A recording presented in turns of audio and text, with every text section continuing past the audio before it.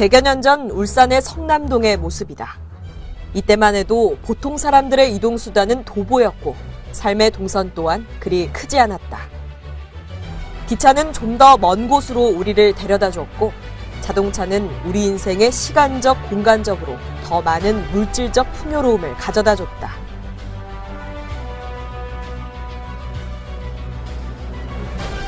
(100년이) 지난 지금 전 국토의 도로망은 혈관처럼 이어져 도시와 도시를 이어준다. 그리고 이는 도시 간의 경쟁을 부추긴다.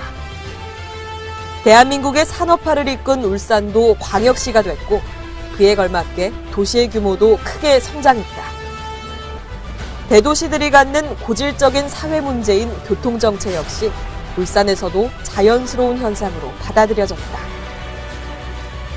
울산은 전국 광역시 가운데 자가용 이용률이 가장 높다. 대부분의 광역시들이 갖고 있는 지하철 같은 다른 대중교통수단이 없고 배차 간격이 촘촘하지 못한 버스만이 시민들의 발이 되고 있다. 150여 개의 버스 노선과 850여 대의 버스. 이것이 광역시 울산의 유일한 대중교통수단이자 현 주소다.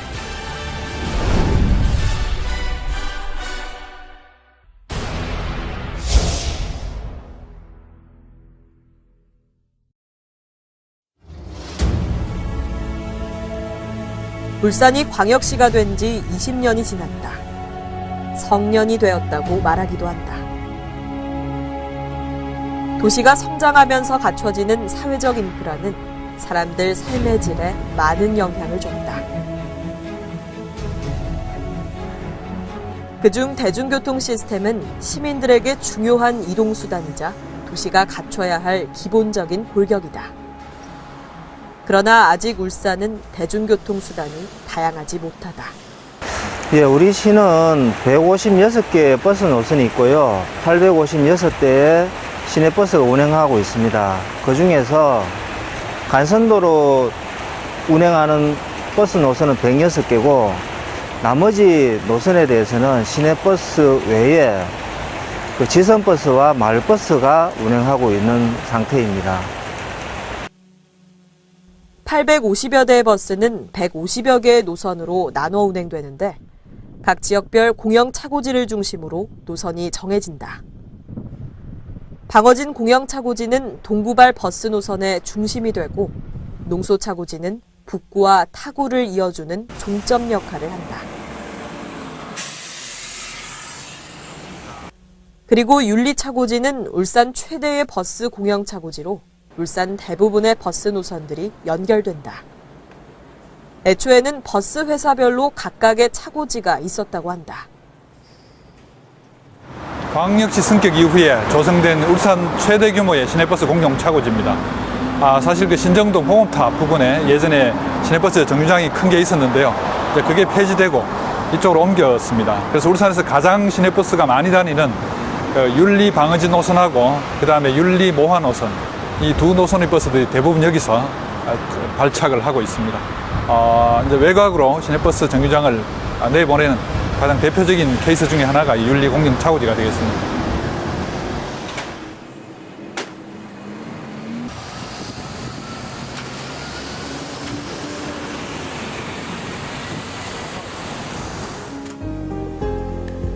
대도시에서의 버스 노선은 대부분 직장인들의 출퇴근 노선과 학생들의 등하교 노선에 맞춰져 있다. 울산도 마찬가지다. 그래서 삼산로를 기준으로 운행되는 노선과 중구 학성공원을 중심으로 한 노선, 그리고 남구 옥동 법원을 지나 신봉 로터리로 운행되는 노선, 이렇게 3개의 축으로 버스 노선들이 운행되고 있다.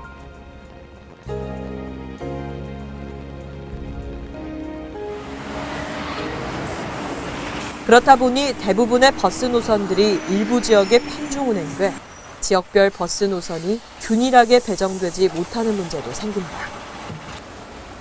버스 이외에 다른 대한대중교통이 없는 울산에서 이는 교통약자들에게 큰 불편을 주는 요인이기도 하다. 태화강을 중심으로 그려진 지도 위에 울산의 버스 노선을 볼펜으로 일일이 그려봤다.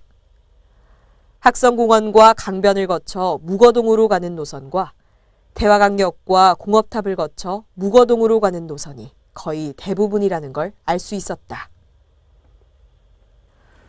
울산은 ICT라는 지능형 교통체계를 도입해 버스 정보 시스템을 지원하고 있다.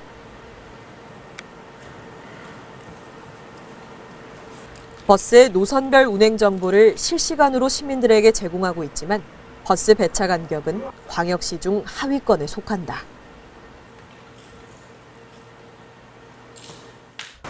버스의 평균 배차 간격은 26분으로 운행되고 있는데 시내와 외곽의 경우 그 차이가 더 큰 것이 현실이다. 울산시에서는 시내버스 종합대책 2030을 통해 버스 장거리 노선을 나눠 환승과 순환형으로 버스 노선을 개편하려고 준비 중에 있다. 예를 들어 태화강역과 신봉로터리를 환승센터로 해서 내부 순환 노선으로 운행하고 나머지 노선은 지선 형태로 운행해 버스 배차 간격을 10분 내외로 줄이는 게 목표라고 한다.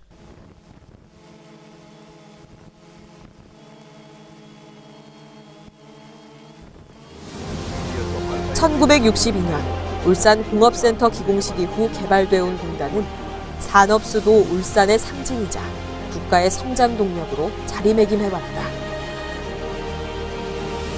공단 개발 초기 근로자들의 사택이 공단 인근에 자리 잡기도 했지만 지금은 대부분 이곳 일터와 상당한 거리를 두고 있다. 대부분의 근로자들은 회사 버스나 자가용으로 출퇴근을 하고 있다. 그러다 보니 공단 인근의 도로변에는 근로자들의 차량들로 꽉 차 있다. 사내에 주차장이 별도로 있겠지만 대부분의 근로자들이 자가용을 이용하다 보니 공단 대부분의 도로변이 이렇게 주차장으로 변한 것이다.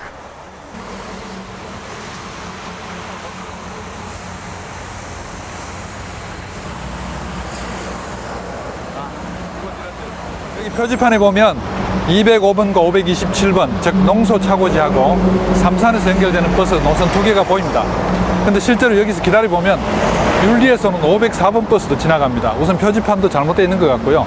더 중요한 거는 시내버스 노선이 저렇게 배차 간격이 아주 길고 노선수가 몇 개 없으면 이용하기가 어렵습니다.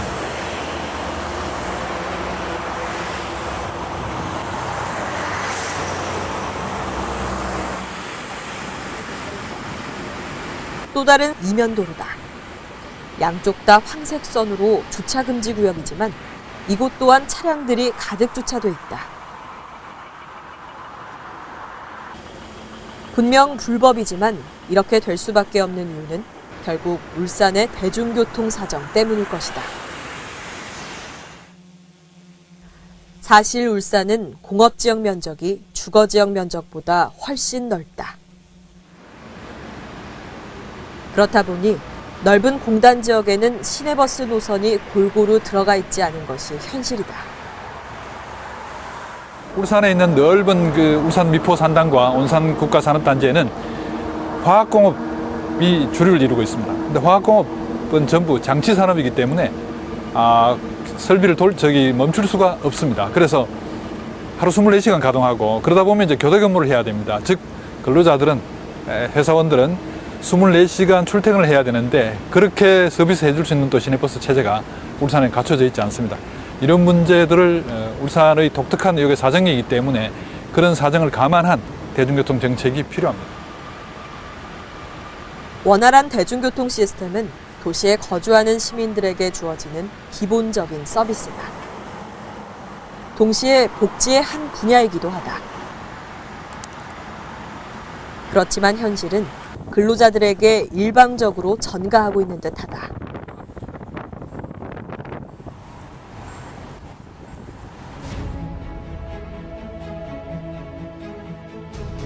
울산의 관문 울산역이다.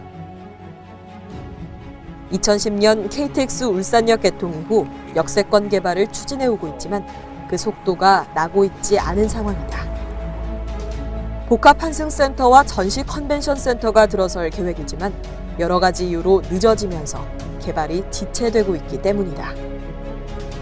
그리고 현재 진행 중인 동해남부선 복선 전철화 사업은 이곳 울산역의 기능을 약화시킬 것으로 전문가들은 예상하고 있다. 동해남부선 복선 전철화가 되면 태화강역, 남창역, 가칭 송정역에서 신경주역으로 바로 연결되도록 이렇게 되어 있습니다. 그렇게 되면 울산 시내 중심부에 있는 승객들이 서울로 갈 때 KTX를 이용하기 위해서 이 울산역으로 여기 오기보다는 신경주역으로 갈 가능성이 높다는 거죠. 즉 주변의 철도가 이렇게 이제 바뀌어가고 있는데 그 변화에 대해서 우리 울산 시내에서 도시철도라든가 대중교통을 정비하지 않으면 경쟁력을 잃을 뿐만 아니라 이제 지금까지 이렇게 개발해 놓은 것도 제대로 이제 활용되기 힘들다, 이런 이제 걱정이 됩니다.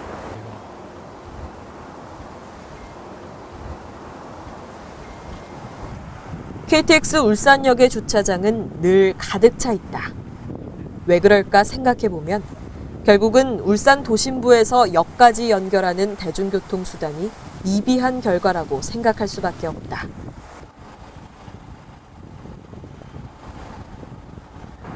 만약 울산 시내에서 원하는 시간에 편리하게 정시성을 지켜주는 대중교통 수단이 원활하다면 굳이 자가용을 가지고 여기까지 올 사람들은 많지 않을 것이다. 그런 부분을 연계해서 좀 더 넓게 생각해보면 눈앞에 보이는 현실이 울산이라는 도시 경쟁력을 약화시키는 요인 중에 하나라고 볼 수도 있다.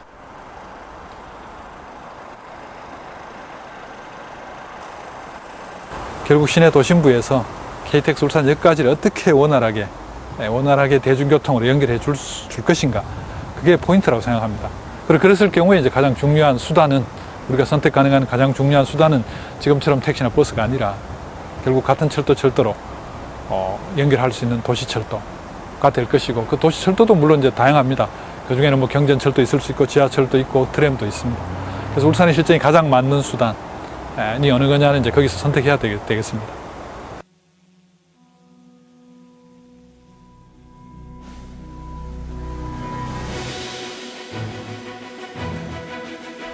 시내 중심부와 가까운 태화강역이다. 울산역이라는 명칭을 KTX 울산역이 가져가면서 태화강역으로 이름이 바뀌었다.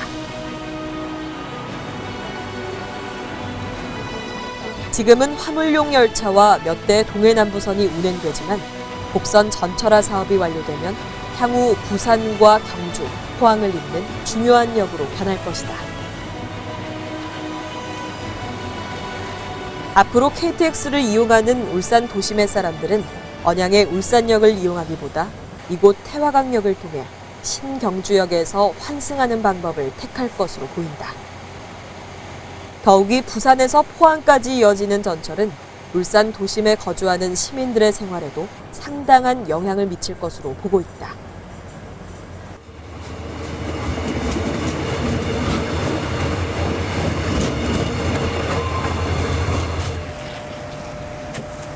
울산 도심의 역이지만 버스라는 대중교통과의 연계성을 보면 아직 부족한 부분이 많이 보인다. 이곳에서 울산 각지로 가는 시내버스들이 출발하는데 역에서 나온 승객들은 버스 정류장까지 제법 긴 거리를 걸어서 이동해야 하는 구조로 돼 있다. 비가 많이 오는 여름이나 추운 겨울, 역에서 버스 정류장까지 도보로 이동해야 하는 것을 감안하면 이용객에 대한 배려가 부족하다. 만약에 울산에 살고 있지 않은 사람이 관광 목적으로 내렸다고 했을 때 대중교통을 이용한다면 분명히 중요한 장소를 물을 겁니다. 뭐 태화강 대공원이 어디냐, 울산 대공원이 어디냐, 그 다음에 간절곶이 어디냐, 뭐 혹은 대왕암 공원이 어디냐, 이런 데를 물을 건데요. 그런 장소를 여간에서 다 행선지라든가 시내버스 이용에 대한 그 내용을 확인할 수 있도록 여간에 그런 부스가 설치된다든지 하면 좋을 것 같고요. 그게 만약에 여의치 않으면 이런 관광안내센터 같은 경우를 좀 더 규모를 키워가지고 시내버스 대합실을 겸해서 이 위치에 만약에 설치가 된다면 관광객이나 시내버스 이용자 입장에서는 굉장히 편리하게, 쾌적하게 이용할 수 있을 것 같습니다. 그런 배려가 필요합니다.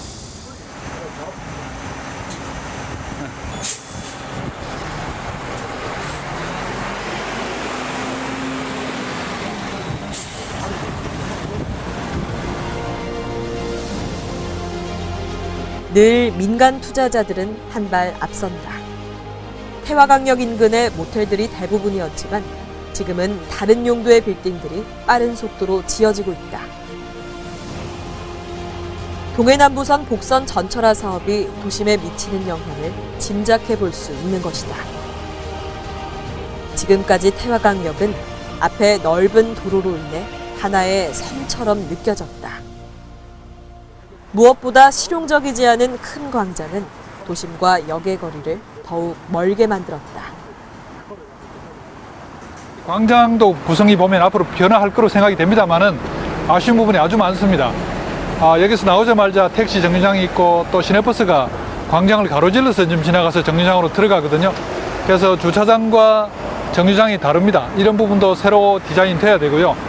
그 다음에 녹지라든가 광장의 어떤 구성, 어떤 시설의 배치, 예를 들면 관광 안내소가 있습니다. 저런 부분들도 전혀 울산이랑 광역시의 이거 위상에 걸맞지 않게 디자인이 되어 있습니다. 이런 부분도 대중교통 정비와 함께 또 철도망의 완비와 함께 같이 디자인을 바꿔야 될 필요가 있습니다.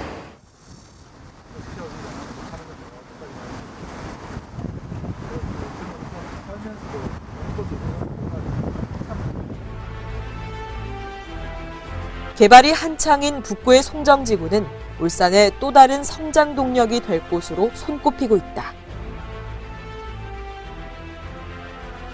북구 주민들의 염원이었던 오토밸리로가 완공됐고 동해남부 복선전철의 또 다른 역인 송정역이 들어서고 있기 때문이다. 오토밸리로는 울산 외곽도로의 중심축이 되고 송정역은 기존의 북구 호계역을 대신해 앞으로 북구의 현관 역할을 할 것으로 보인다. 새로운 역세권이 만들어지고 있는 모습을 우리는 보고 있는 것이다. 역세권에는 벌써부터 대단지의 아파트들이 속도 경쟁을 하듯 들어서고 있다.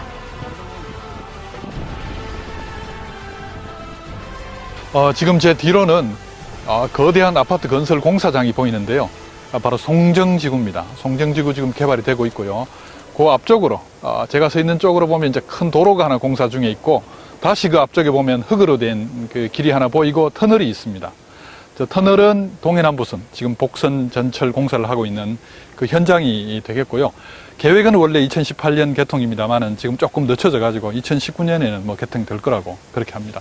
그래서 울산의 가장 중심적인 그 교통축이 되는 오토밸리로 하고 앞으로 울산의 운명을 바꿀 동해남부선 복선 전철 공사 현장 그리고 송정지구의 거대한 아파트 단지 개발 요 세 가지 개발 현장을 동시에 볼 수 있는 곳이 이곳입니다. 최근 북구청은 용역을 통해 송정역 일대 복합 환승센터 건립 방안을 위한 타당성 조사를 할 것이라 발표했다. 이곳의 복합 환승센터 개발이 추진되면 울산의 지지부진한 관련 사업들에 대한 촉매제 역할도 할 수 있을 것으로 북구는 기대하는 것이다. 지금의 모습으로는 북구 대중교통의 모습으로 떠오를 송정역이 머릿속에 잘 그려지지 않는다. 그러나 몇 년 지나지 않아 이곳은 기차와 전철이 다니고 많은 유동인구가 붐비는 모습을 볼 수 있을 것이다. 그 송정역이 새로 만들어지는 위치에서 지금 뒤쪽으로 보면 이제 호계 일대 아파트가 보이고요. 그 왼쪽으로 보면 녹색이 많이 보이는데 여기가 이제 호계와 송정 사이에 있는 그린벨트 부분이고 또 역 바로 앞면이 되거든요. 그래서 장차 여기 이제 그 개통되고 난 이후를 한번 상상해 보면 사실 이 송정역은 북구의 현관이 될 것 같습니다. 그리고 이제 어쩌면 여기가 북구의 이제 새로운 도심이 될 가능성이 아주 높거든요. 이제 그렇게 보면은 이 역에서 이제 버스라든가 택시라든가 이제 자가용들이 북구 각지로 이제 나가게 되고요. 또 하나는 이제 여기에서 우리가 전동차를 타면은 신경주역에 가서 거기서 KTX로 환승해가지고 이제 서울로 갈 수도 있고요. 또 여기에서 바로 해운대로 갈 수도 있고 해운대 가서 부산 전철과 부산 시내 전철과 이제 이렇게 연결이 됩니다. 그런 것들을 생각하면 장차 여기 들어서는 그 순간부터 여기는 북구의 명실상부한 새로운 도심 또 새로운 현관이 될 수밖에 없습니다. 그걸 상상해 볼 수가 있습니다.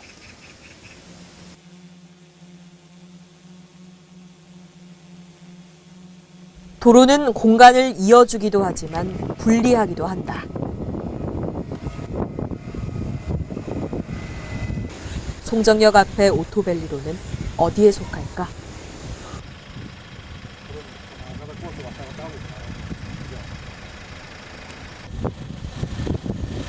도로와 건너편에 지금 집이 한 채 있습니다. 저기가 이제 그 송정역이 들어서는, 가칭 송정역이 들어서는 위치가 됩니다.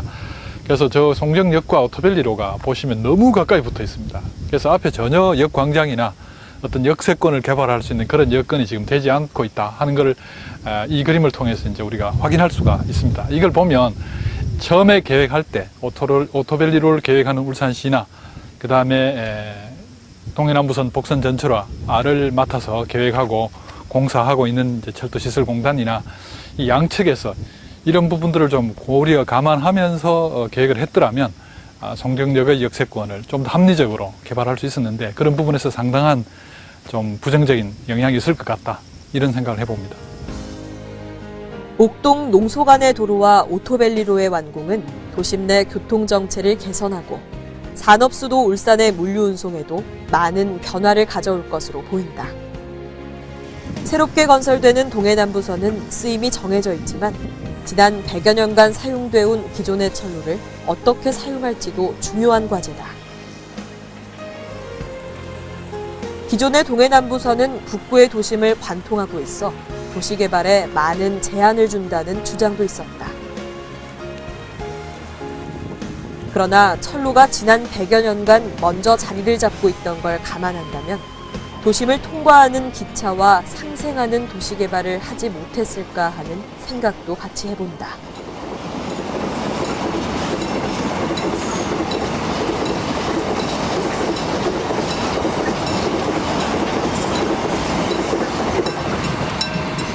동해남부선 지금 선로입니다. 새로 복선 전철화가 되면은 이 선로는 이제 폐선이 됩니다. 없어지거든요. 그래서 지금 철도시설공단하고 울산시에서 각 지역 주민들에게 설명회도 이미 마쳤는데요. 제가 듣기로는 이 구간은 그 녹지로 만드는 걸로 이렇게 지금 계획 방향이 잡혀가고 있습니다. 그런데 한편 생각해 보면 북구 지역의 폐선로 같은 경우는 위쪽 북쪽에는 그 호계의 중심 상업지구 또 아파트 단지가 형성돼 있고요. 아래쪽으로 내려가면은 그 지금 진장지구 거기에 보면 이제 여러 가지 대형 마트라든가 또 북구 청사를 비롯한 많은 공공시설이 있습니다. 그래서 그런 걸 생각해 보면 이 선로를 이대로 활용해서 트램 같은 게 그대로 다닌다면은 북구의 중심축을 남북축을 연결해주는 그런 아주 좋은 교통축이 될 수 있습니다. 기존의 선로를 걷어내고 녹지로 조성하는 것도 좋지만 새로운 도시 친화적인 대중교통 수단을 시민에게 줄 수 있는 방법이 있다면 그 또한 좋은 방안이 될 수도 있을 것이다.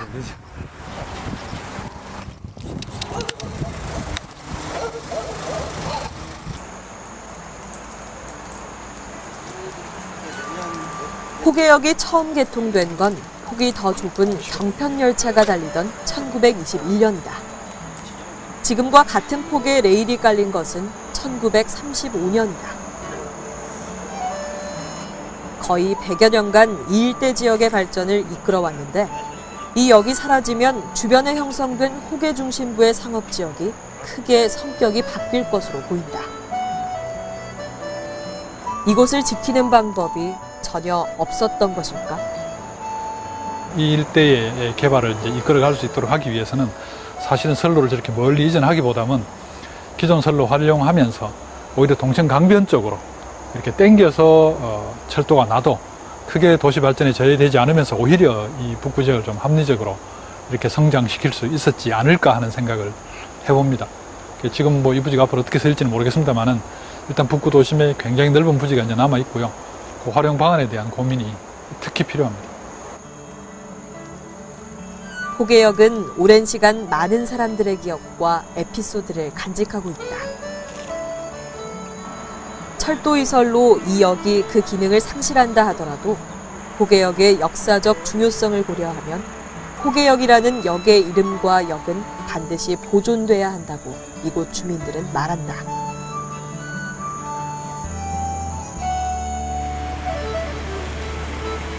울산광역시 울축은 온양읍의 남창역이다. 1935년 12월 16일 영업을 시작했고 인근의 외고산 옹기마을이 유명하다. 옹기업이 성행했던 1960에서 1970년대에는 많은 장인과 도공이 전국에서 이곳 남창역을 통해 옹기마을로 모여들었다고 전해진다. 네, 동해남부선 남창역이 제 뒤로 보이는데요. 이 역사는 현재 등록문화재로 지정이 되어 있습니다. 1935년에 동해선 개통 때 만들어진 그 역으로 되어 있는데 앞으로 2년 남짓 시간 안에 여기는 이제 크게 변할 것 같습니다. 우선 그 남창 역사가 이제 남창 전철역으로 이렇게 바뀌어야 됩니다. 그런 공사가 지금 한창 진행 중에 있고요. 그렇게 해서 만약에 이제 전철역이 되면 당장은 부산 전철망, 지하철망에 연결이 됩니다. 그러면 이제 남창 일대의 변화는 아마 엄청나게 크게 일어날 거다 이렇게 예상이 충분히 되고요. 남창역은 등록문화재 105호로 지정된 근대 문화유산이다. 그래서 역 건물은 남기고 화장실과 창고 건물 등과 일제강점기 때 지어졌던 관사 두 채는 곧 역사 속으로 사라진다고 한다. 자칫 잘못하면 울산의 중심부에 있는 사람들이 전부 부산 쪽으로 이렇게 빨대 효과를 그러죠. 빨려 나가는 뭐 이런 일까지도 생각이 되고요. 그런 거를 이제 생각해 볼 때 지금 남창역 주변이 조용한 것은 좀 이해가 안 됩니다. 제가 볼 때는 이제 이 동해선 복선 전철화와 맞춰 가지고 늘 강조합니다만은 울산의 장기 발전 전략도 새로 짜야 되고요. 또 울산의 개발 지도도 다시 그려야 됩니다. 이제 그게 지금 우리가 해야 될 과제라고 생각합니다. 남창의 5일장이 열리는 3일과 8일에는 울산뿐만 아니라 부산 등 가까운 지역에서 사람들이 몰려든다고 한다. 인근 바다의 싱싱한 해산물과 우시장으로 명성을 떨쳤던 곳이라 국밥이 유명하기 때문이다. 복선 전철화 공사로 지금은 어수선하지만 전철이 다니는 그날 더 많은 사람들이 남창 5일장으로 몰려드는 모습을 상상해 본다.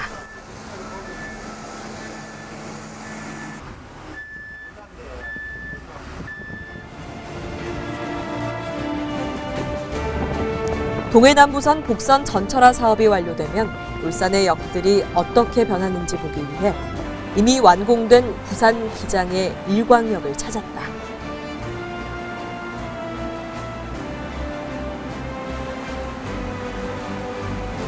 현재 동해남부선 복선 전철화 공사 중에 부산 쪽에서부터 공사가 진행이 되어서 여기까지 이제 완공이 되어 있는 겁니다. 여기서 계속 이어서 다음은 남창역, 그 다음에 울산 태화강역, 송정역, 경주역 순으로 이렇게 이제 전철 공사가 지금 진행이 되고 있습니다.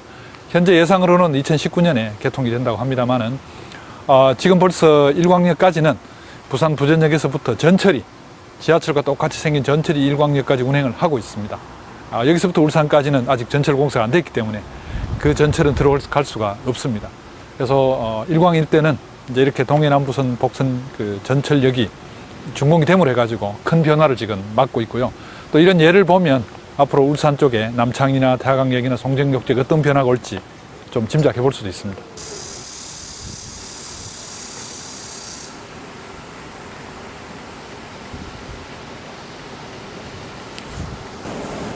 동해선 전철 개통으로 기장역과 일광역을 이용하는 승객 수가 5배 이상 늘었다고 한다.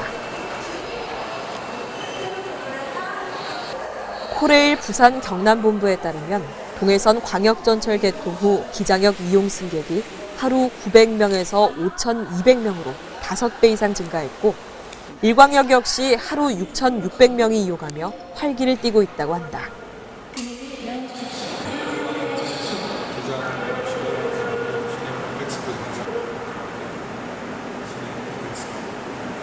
재밌는 거는 현재 우리가 일광에 있는데 백스코라든가 교대, 거제에서 환승을 해가지고 부산 지하철 1호선, 2호선을 탈 수가 있습니다. 근데 이것처럼 여기서 지금 표시가 되어 있지 않는 울산 방향으로 공사가 준공이 되면은 울산에서 출발해서 부산 지하철을 전철처럼 그렇게 이용할 수 있다는 얘기고요. 나아가서 신경지역이나 포항 혹은 수도권 전철하고도 장차 연결이 됩니다. 그렇게 되면 이제 완전한 전철 시대 속에 이제 울산이 들어가는 거죠. 역 플랫폼으로 기차가 지나가고 곧 전철이 들어왔다. 평일 낮이지만 꽤 많은 사람들이 전철에서 내리는 모습을 볼 수 있었다. 아직은 평일보다는 주말에 승객들이 더 많이 몰린다고 코레일 측은 말한다.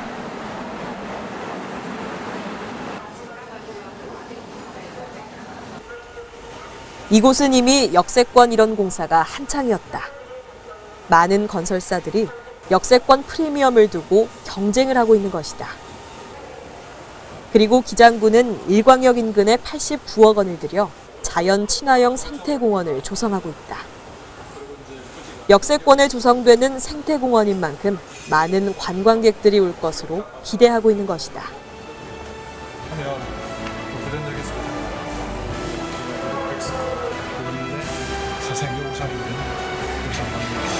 울산광역시의 전철과 부산광역시의 지하철 전철망이 이제 하나가 되는 겁니다. 그리고 조금 더 길게 보면은 이제 서울 수도권 전철하고도 하나가 됩니다. 연결됩니다. 왜냐하면 현재 정부 발표로는 2020년이면 청량리역에서 부전까지 오는 이선을 따라오는 ITX 특급 열차가 이제 개통할 거라거든요. 전철로. 그렇게 되면 이제 적어도 울산, 부산, 서울은 하나의 전철망으로 연결됩니다. 부산에서 이어지는 전철망은 울산의 도심에도 많은 영향을 줄 것으로 보인다. 그러나 울산의 도심 내부는 아직도 자가용 중심의 교통체계를 벗어나지 못하고 있는 게 아쉽다. 그간 울산은 도심 내 전철 도입을 고민한 적은 없었을까?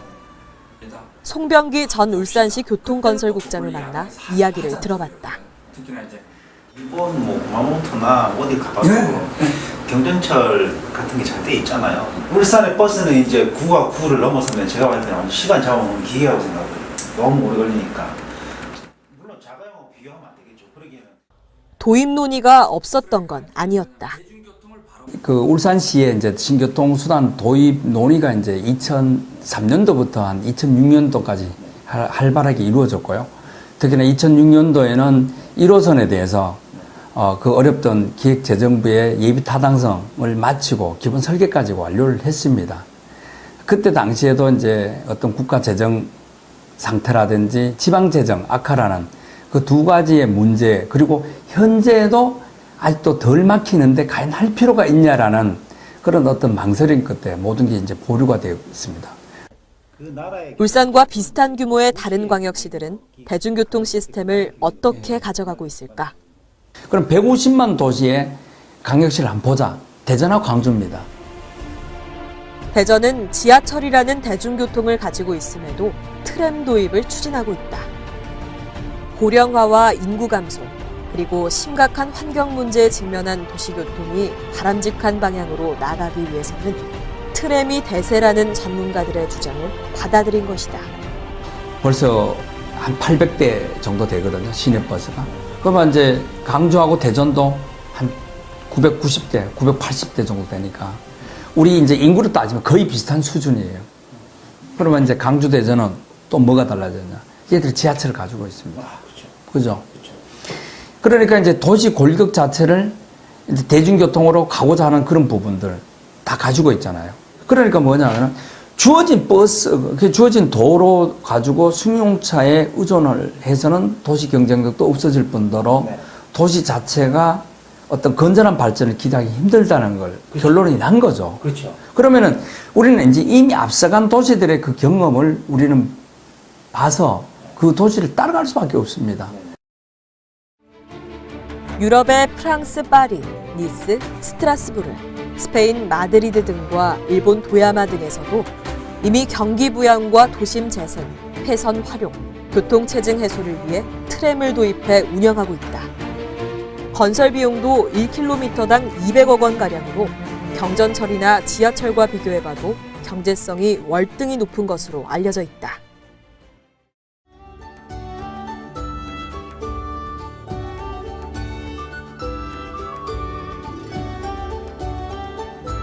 프랑스 파리의 세련스러움이나 스페인이나 이탈리아의 화려한 건축물이 있는 도시와는 전혀 다른 색을 가진 도시가 리스본이다. 오래되고 낡은 도시는 전형적인 구도심의 모습을 가지고 있다. 화창한 초가을 하늘과 겹쳐진 건물은 파스텔 톤으로 운치를 더한다.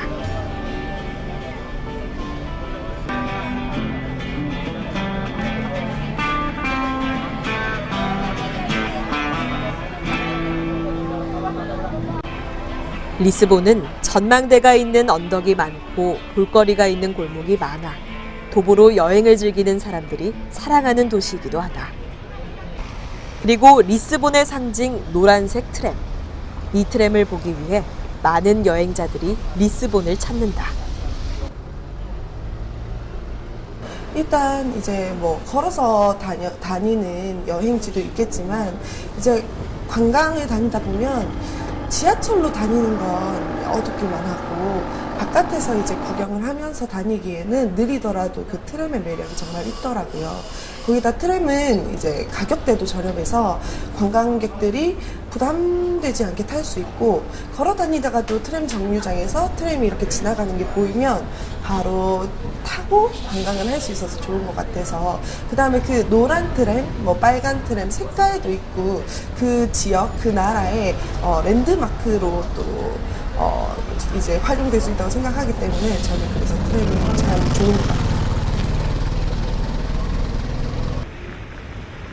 7개의 언덕 도시로 불리는 리스본은 경사진 골목과 계단이 많다. 그래서 신형 트램보다는 한 량짜리 구형 트램이 리스본의 경사진 골목 곳곳을 누빈다. 포르투갈이 트램의 나라라고 하잖아요. 그래서 그 노란 트램의 사진을 보고 너무 예뻐서 이제 여행을 계획을 했었어요.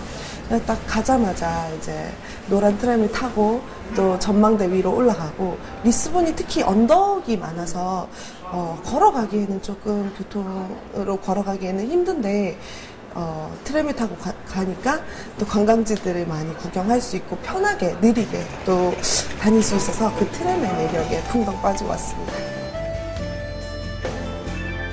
리스본의 트램은 1901년부터 지금까지 똑같은 노선과 같은 트램을 운행하고 있다. 100년이 넘은 이 낡은 트램은 도시의 랜드마크로 많은 관광객들을 끌어모으고 있다. 첨단의 기능을 갖추거나 쾌적한 공간을 갖고 있진 않지만 지하철이나 자동차와는 다른 방식으로 여행자들에게 볼거리를 선물한다. 도시의 경쟁력이 국가의 경쟁력과 직결되는 시대. 이 낡은 트램은 유럽의 도시 중 화려하지 않고 웅장한 건축물이 없는 리스본으로 관광객들을 끌어들이고 있는 것이다.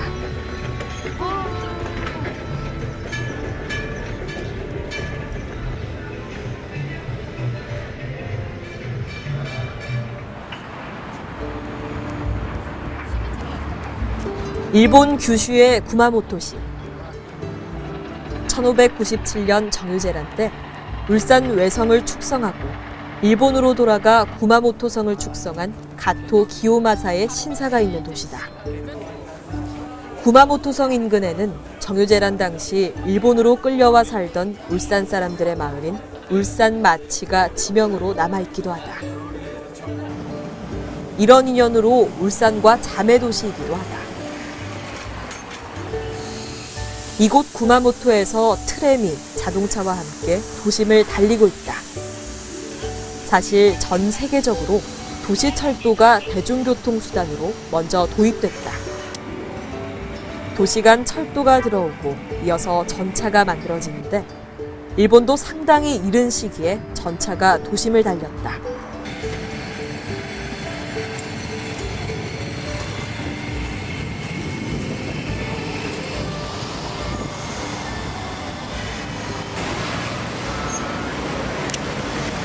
트램이 전차가 먼저 대중교통수단이 되고 이어서 자동차 시대가 되면서 이제 버스가 나중에 대중교통수단이 되거든요.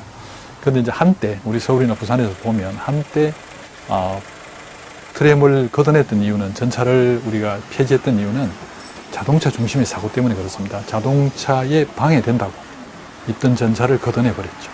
그래서 지금은 오히려 전 세계적으로 보면 그렇게 걷어냈던 도시조차도 다시 트램을 이제 도입하는 그런 그 단계에 와 있고, 일본 같은 경우는 구마모토를 비롯해서 히로시마라든가 많은 도시는 그런 자동차 시대에 들어왔어도 트램을 버리지 않고 그대로 유지해 왔고, 지금은 이제 신형 트램까지 도입해 가면서 오히려 더 대중교통 수단을 각광받고 있습니다. 자동차라는 신교통수단이 등장했지만 교통약자를 위해 도심 전차를 남겨둔 것이 새롭게 조명된다는 게 인상적이다. 인공지능이 발달하면서 공유자동차 개념으로 갈 것이라고 전문가들은 예측하고 있다. 자가용을 개인이 소유하는 시대가 사라진다는 것이다. 이런 시대가 올수록 교통약자를 위한 대중교통 기반이 더욱 필요한 것이다.